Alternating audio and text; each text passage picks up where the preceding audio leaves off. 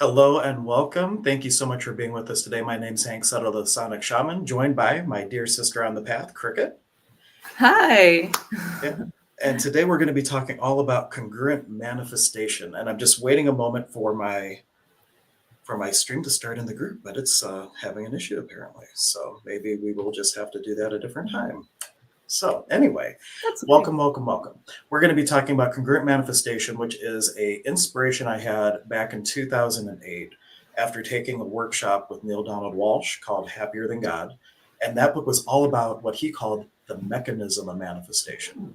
And after taking that class, I had a revelation that I had a piece to the puzzle for manifestation too. And so do all of you. So it's all you take everything that we're going to talk about today as a springboard to come to your own awareness. And if you really resonate with what we're offering, we're going to offer an opportunity to take a deeper dive with us.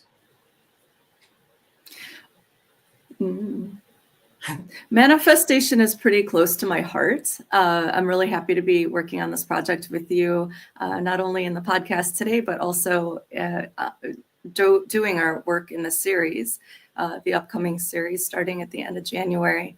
I feel like the work of manifestation has to do a lot with tuning into your intuition to see what your soul's language is saying. And so I have a really big heart for this type of work, and I'm just happy to be here. Yeah, and one of the things that I really love that I learned from my time with Access is that manifestation is how something shows up. And one of the big keys is to kind of let go of that. Yes, you want to manifest it, but know that it's going to show up. And it might not always be the way that you thought. And that's the difference between manifestation and actualization. Manifestation is the how, actualization is the fact that it does show up. So just kind of surrendering to the fact that the universe knows a lot more possibilities than we do. And all you have to do is put out what it is that you're preferring, change it to a preference instead of a requirement. And when you do that, you really just unlock the universe's ability to deliver to you in the best ways possible.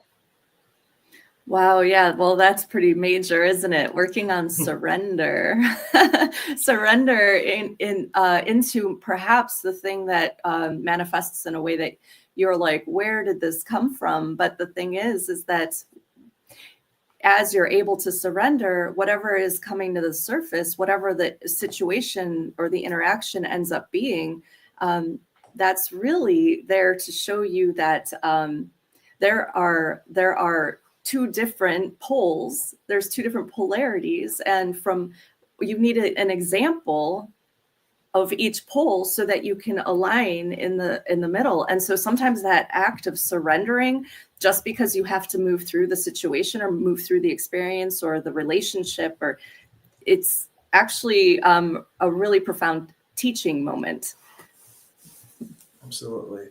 I was just trying to fix this again. The other thing is when we talk about manifestation, and this is the work from that I picked up from Neil that I built this class on. I've been teaching classes on congruent manifestation for just about 10 years now, over 10 years actually. That the first thing is like your statement of intent. And the statement of intent is just like your preference to the universe. Now, the next rule that he had, which I call in our work like the law of duality or contrast, is the law of opposites. That if you're looking to manifest Mr. and Mrs. Right, Mr. and Mrs. Wrong shows up first. And the reason for that is we live in an experiential universe, and the whole idea is to really know something experientially, not conceptually. So oftentimes, I want abundance, and then all of a sudden you just overdo your checking account. Or I want Mr. Right, and all of a sudden Mr. Wrong shows up, or Mrs. Wrong. And you said, this law of manifestation stuff doesn't work. I give up. I'm going to go do something else. Or really, it's the universe delivering you the first piece. Here's your contrast so that you can know experientially what you're looking to actually create. And that's where his third rule comes into play, gift of discernment, that you can see that for what it really is and reaffirm to the universe, no, this is what I'm choosing. And you push through that contrast so you can really flower that possibility. Yeah, I'm really hearing that gift of allowance, right? Like that in the surrender, the gift of allowance to expand yourself into the uncomfortable spot for the reference point, and so that you can then receive, in the more congruent way that you were hoping. in the long run. Yeah. And in the class, we kind of dive into this a little bit more. How many people put out to the universe to receive something that they want to manifest something in their life, and then it shows up and they don't receive it? For example, I want abundance, and you're walking and you see a quarter on the floor, and it's not worth your time to pick it up. So the universe says, "Oh, I guess they don't want abundance." So it's like your willingness to receive, even if it's showing up a little bit differently, maybe that picking up of a quarter is the first step towards receiving more. Or somebody offers you, "Hey, I don't need this car. Do you want my car?" But your abundance mindset is money. I'm only willing to receive money. But that free car is Mm. 100% abundance. So letting go again of how it shows up. And then the other piece to that is open the door. Imagine ordering a pizza. Pizza guy comes, knock, knock, knock. You don't open the door. The universe delivered, literally, and you just were not in a place or a space to say, "Yes, please." Wow, that's so big. That's so big. And that really can be felt in the body. I've noticed the resistances of my own self, or for example, trying to tune in to my intuitive nature, encouraging my intuitive nature to show up, to that I promise I'll listen to your voice. So my intuitive nature shows up and I can hear the little voice, but I'm busy doing whatever I'm doing. And I'm like, okay, fine, but not now, later. It's got to be later. It's not now.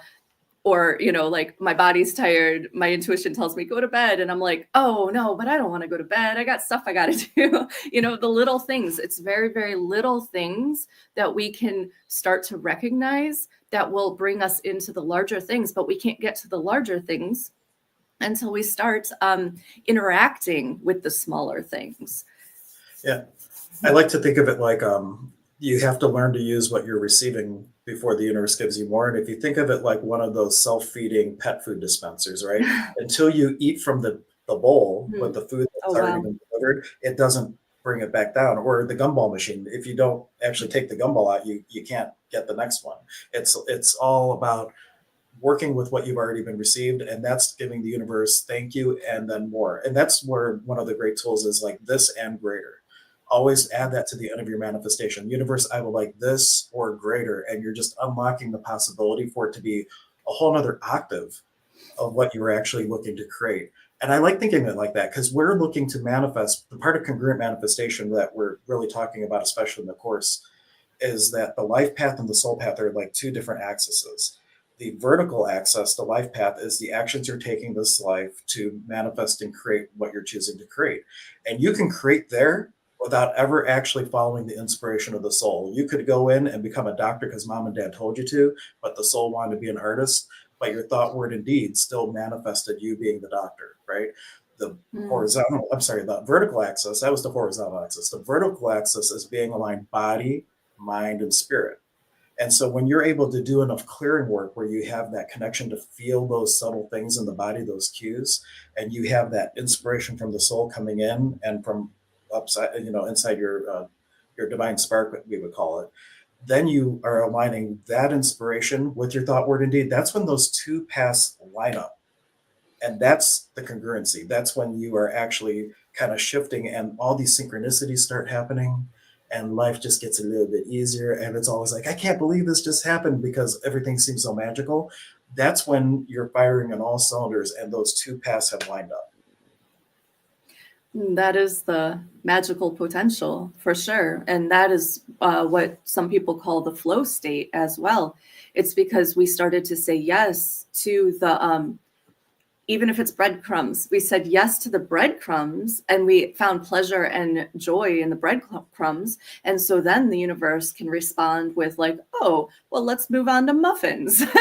And then we eat the muffins and we're like, yes, thank you. And then we move on to cakes and, we move up and up. And I was really feeling something there when you were expressing it initially with the food feeder. And I was reflecting in my own life of, wow, how many options I've been given. Like I'm sitting in the middle of a buffet table, but I'm like, I feel like that inner block or that inner barrier to be in the moment of the enjoyment or be in the moment of the pleasure of like, oh yeah, maybe I could reach for that, but maybe it'll hurt my arm when I reach for that. So maybe I won't reach for it. Maybe I'll just sit here until the thing comes into my lap, until it, that being the way that you want to receive, opposed to in the surrender of allowing, like, oh no, I'll only receive it if it comes into my lap. I don't Right. want to, like, I don't want to reach too far for it. So these are things that we're going to be working, like tools that we're going to be working with and on together through the series that's coming up, because we all can use some support in this space. And this the material is really inspiring to help you grow in the way of conscious manifestation. Yeah. And just a reminder, anybody who has a question, because I see it, someone posted a question, which I'll read in a moment, but you feel free to post questions that you have about manifestation, because that's the best way these conversations happen, is through what's up in your world and what we can speak to. But before reading the question, the other part of it where you're just sitting there is there's a concept that you need good orderly direction, little acronym for God, right? That if you're in the rowboat merrily down the stream, if you want to think of life as a stream and you're in the boat and you put something out to the universe, if you just sit there and wait, the universe started rowing to bring you to that culmination of your choice, right? But if you don't do your part and you just sit on your laurels and you're not actually taking the actions, paying attention, receiving the little steps, then all you do is go in a circle. So it's really important to do your part. And Judy had a question. She said, can you talk about how stuff doesn't tend to show up until you stop looking for it? How do we take what the universe offers without, quote unquote, squeezing the sponge? And I love this concept of squeezing the sponge. I learned it from Dr. K, who I often do live streams with. And it's like when you want something so bad that you're like, if you're like trying to grasp at it. And if you have a sponge and you hold it, can it absorb any water? No. So much of the time when you are like focusing so much on something, it actually pushes it away. So you have your intention and it's like a bow and arrow. You go, and that's it. That's the intention. It's done. You don't sit there going, go, go, go, go, go, go, go to the arrow, because that's squeezing the sponge. You set your intention and then you relax and you look to have your perception of how the universe delivered your intention. And then you set a new intention and then look at the perception. And it's a common, it starts to build a buildup of possibilities. Yeah, and I'm really hearing in that the non-attachment, like we can aim our arrow, we can shoot our arrow with really sharp intention, and also we do have to let go.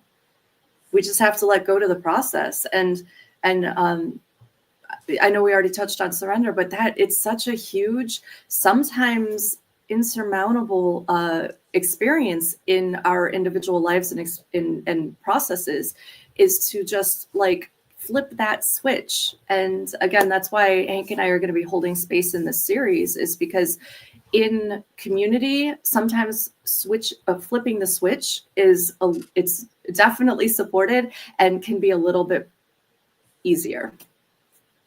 Definitely. And hearing other people's examples, because where one person gets tripped up, maybe you don't. And by sharing other people's real life examples, sometimes things just click differently. Have you ever read a concept and then you get the example and it just happens to be something you relate to?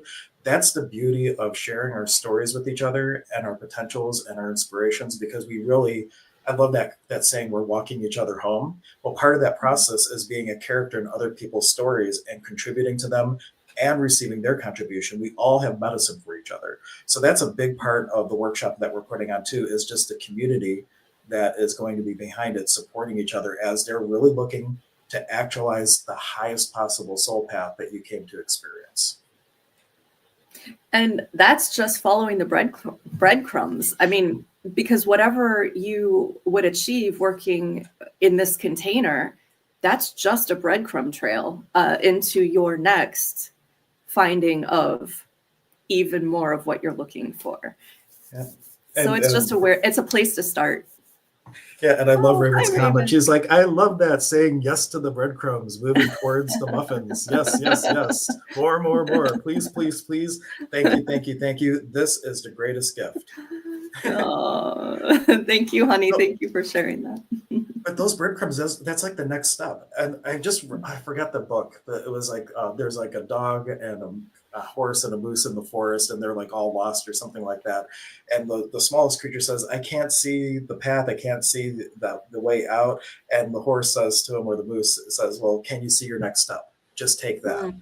And so the idea is like, you don't need to worry about the destination. You might end up on a different shore than what you thought you were going to be coming up on. You focus on this row stroke, this next step, and that's all you need to do. And that's being in the moment. When you start fragmenting to the goal, imagine, like the one example I love giving is like, if you want a beautiful flowers, right? You don't put them in the garden and say, grow, grow, grow, grow, grow, flowers, flowers, flowers, flowers. No, you plant the seed. Well, even before that, you till the soil, you plant the seed, you water it, you fertilize it, you go out, you weed it, you tend to that seed for how long before it comes out, blooms, and comes to fruition. And Mhm. so if you're only focused on the end goal of having beautiful flowers, how many steps are you missing that you need to do for that flower to bloom? And that's what we're talking about with those breadcrumbs and taking the next step is doing your part in communion with your body, with the being, with the universe. And that is when things really start flowing and happening. I love that because a lot of the work that I do has to do with body awareness, with body intelligence. And part of what we're going to be working with is dropping into our body so that our soul can speak through the place of our heart, can speak through the seats of our wisdom. And so Hank and I work a lot with developing our innate giftings, helping others to develop their innate giftings. And that's another aspect of this workshop is that we're going to be working with you just to help you to achieve a clearer connection to your voice, your truth. Yeah. And we're going to give one tool today, like a really great way for you to gain a little bit of discernment in your life. But just to talk about the course for just a moment, what we're doing there is we're giving you abilities to kind of tune into the different clairs, the abilities to perceive, tools to help surrender, tools for shadow work. Like, where have you been a belief thief and took something from your parents? Like, you got to work hard to get ahead. Well, what if you don't? What if your life is hard because you're a belief thief and think it has to be and it doesn't? So, like, there's a lot of unprogramming that has to happen, Yeah. or that doesn't have to happen. You can choose to unwind it or not. But a big part of this work is clearing the pathway from the being to the body and from the body to the being, because it's always as above, so below. You're working both reaching up to your star and reaching into your spark and looking to clear a path where those two start resonating off of each other. And then Mhm. that little voice gets louder and louder. It's much easier to hear it. So we use a lot of tools like that, but and also embodiment practices like the seat of the soul. The thymus is the seat of the soul. You see it in a lot of church graphics with this big light coming out. Is it from the heart? No, it's from the thymus. They call it the seat of the soul. So embodiment practices with that. But what would you recommend for starting to tune in and just getting that initial hit from the body of whether or not something's serving you? Hmm. Well, my practice is to consciously settle, allow myself to settle, and then consciously surrender my mind into my heart space. And then I also surrender my heart, my mind, my heart to my womb space. And I draw energy up from my womb into my heart. And because that is such a sacred connection as a woman, that is such a sacred connection. My being connected to the earth's being can speak, and that radiates out from my center. And so that's the way that I tune in. And from that space, I have been practicing long enough that I can actually hear what my body is reflecting will be a good thing. I can also use muscle testing too. That's a helpful little trick that we could talk about. But my body will actually tell me what is beneficial, what's not beneficial. This is a red light. This is a green light. Yeah. Yeah, in fact, we were just talking before we went on the stream that you have perhaps a new little furry family member coming into your I life. do. I do. And I I lost my dog extremely suddenly before Christmas, and it was very unexpected. He was older, but he wasn't old enough to go. And and it was a heart attack. I had no idea that, I had no idea what the warning signs were. I was very taken out of left field.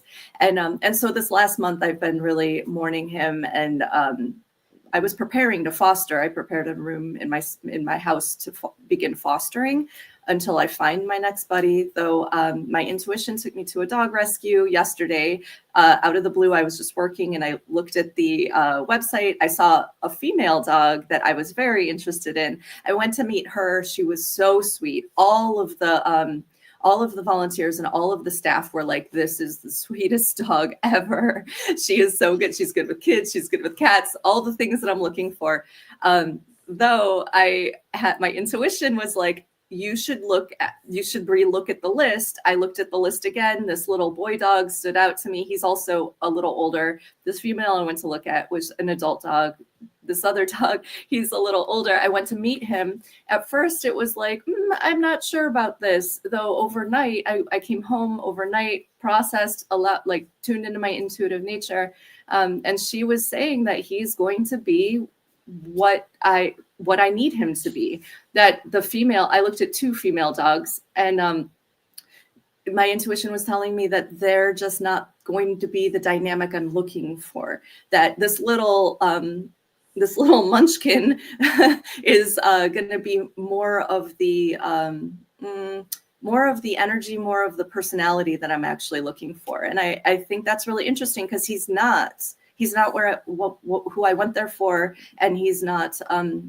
At first meeting, he wasn't what he doesn't appear to be what I am looking for. Though I'm going to trust my intuition, and I'm pretty sure I'm going to go adopt him after this little meeting we're having. So Yeah. So fingers How crossed. exciting. And this is a great example how we started talking about manifestation versus actualization. She went in with a particular idea. I'm going to go out with this one dog. And she left with the idea and the knowing that maybe it's not what I thought. And she asked, Cricket asked to say prayer for a good choice and everything. And what I had led, and what I invite all of you to do right now, is think about something that you're looking to choose in your life, and the people, places, and things that are involved with that. And just let your whole being grapple with this idea of namaste. May the God in me greet the God in thee for the highest good. Because from that perception, you got the whole golden tapestry view, not the mess that makes up the beautiful picture. And now ask the question, if I choose this, whatever it is, for Cricket it's the dog, for you maybe it's a new job, for you maybe it's a new boyfriend, maybe it's something else. You have the idea, if I choose this, how does my life feel in 5 years? If you feel heavy, if your body feels heavy, then that is an indication that maybe it's an experience that needs more consideration. If it feels light, then it's like that's the experience of possibility, and that it's going to be a good, all relatively. It's going to be a preferred experience that you're looking for, in line with what you're actually looking to create. And so that's the tool that I had just given Cricket before coming on, and that is what you can use too as your starting guiding post for just kind of navigating through your life. I love it. I'm definitely going to tune into that when we're done with this, just to see if there's anything else that wants to be said. Making room. You know what? Honestly, it's really about making room for your intuitive nature, your intuitive intelligence, your more feminine intelligence, your feminine intelligence. It's making room for her to speak, to relay the messages. Because if she has no room, then there's like, where's it going to land? And so, again, the series is really a practice in just making some space for your intuitive nature to have the space that she needs to relay the messages, so that you can bring through into the physical manifest what you really, truly desire. And last call for questions. We were planning to stream for about, these always go longer than you think, right? But we were planning to go for like 20 minutes, or earlier 25 minutes. So I just want to throw out, if you have a question that's been brought up by this, please go ahead and comment it now. We'd love to field those questions. Maybe we'll end up being able to do another live stream and have a similar conversation. It's always different because the group is different. But what comes to mind to offer around freeing up space is I love this analogy from one of my teachers, that when you start up your phone, you have all these programs that start, right? And part of the clearing process is turning off programs running in the background that don't serve you anymore. So, for example, if you want to, say, create a new class with a colleague, like Cricket and I are doing, and say that takes up so much bandwidth, just like your computer takes up RAM, but you have all these old programs and you don't have enough RAM to start this new thing, that's where a lot of people fizzle. They have the desire, they have a little bit of the resources, but where are you having open loops of energy for things that you're, I coulda, shoulda, woulda, and you're fragmenting there instead of letting that go and now focusing on the new seeds of possibilities that you want to germinate. So that's a big part of it too, is letting go of these old open loops. So huge. It's so huge. And when you start seeing where your energy has been, years ago, lost in a space that you never remembered to bring the energy back to you, when you start identifying these places, you're going to be like, oh man, what have I been doing this whole time? Because that's my vital energy. That's mine to create with. And then when you bring it back into your container, again, your magic can come out. Yeah, very good. And so if you would like to find out more, please reach out to us. We're both very available. If you look at, I have to take it down, we have Cricket's Instagram right below that. And we also have her Facebook. You have me on Facebook wherever you're watching this, as well as on TikTok, assuming it's here after Sunday. I assume it will be, but you can definitely follow me on TikTok. And for the class, it is at hanksutherland.com/manifestation. And there are two offerings. There's one in person. If you are local to Cleveland, you're welcome to join us in person. And on separate dates, we have a whole second offering that is online. And the online one, which is what we're really focusing on today, starts January 30th, February 27th. And then there's a special ceremony on March 20th, and then like a follow-up call in April. So it's one meeting a month for 4 months. And we would love if you could join us and help us co-create more consciousness in the world, helping humanity really shift from the kingdom of me to the kingdom of we. Because that's really what we're looking to do with everything that we're doing. It's not just self-development and personal development. It's like, how do I share that, even if it's minimally, with your next door neighbor or the clerk at the store? How do I share my medicine and my authenticity with the world? Because the creation wouldn't be complete without you. And it's also about sharing it with your neighbor and your fellow Wakuchai Penichais, your sacred brothers and sisters on the path.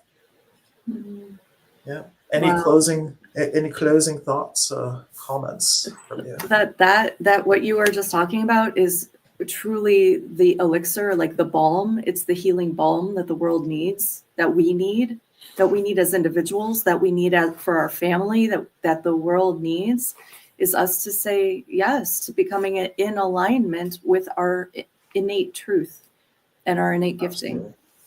And thank you all for being here. This is me and Cricket's very first live stream together. And we had a ton of fun. High five, virtual high five. And the more often we do this, the more just fluidity and possibility and all kinds of wonderful things are going to be created of it. And I even love, like, my normal live stream I just do myself is called the Coffee Connect, and hers would totally be Cricket's Corner. And so we got the 4 C's of creation. We're going to work on a thing for that. But thank you so much for being with us. We hope to see you in the class. And please reach out if either of us can be of service to help you along on your journey. Bye, everybody. Bye.